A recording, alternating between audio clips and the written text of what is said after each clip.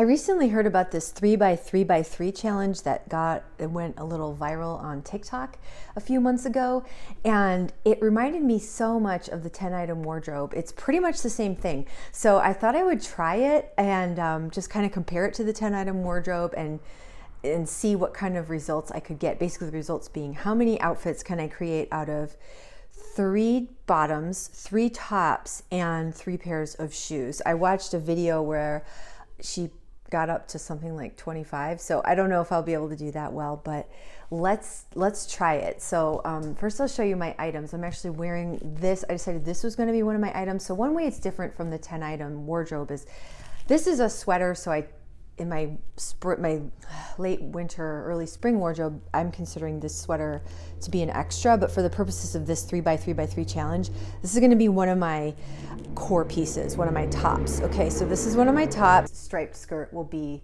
one of my bottoms, and then I'll take you over and show you the other ones I have. I'm also going to include my my green A-line wool skirt from Talbot's, which I got at a thrift store for $1.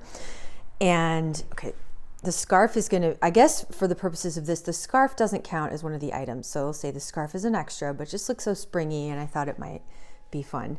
I'm going to include this pair of jeans and this pink sweater, which in my 10-item wardrobe I also count as an extra, but I'm going to count it as one of the 3. So I've got the navy blue chunky sweater, this pink sweater, and then this slim, maybe layering cashmere green sweater with a V-neck. So those are my 3 tops, and then my 3 bottoms are the jeans, the green skirt, the striped skirt that I'm already wearing. Picked for shoes, I picked my Lands' End little black ballet flats, my LL Bean boots, my low heel or low whatever LL Bean boots, and then my Wear Everywhere.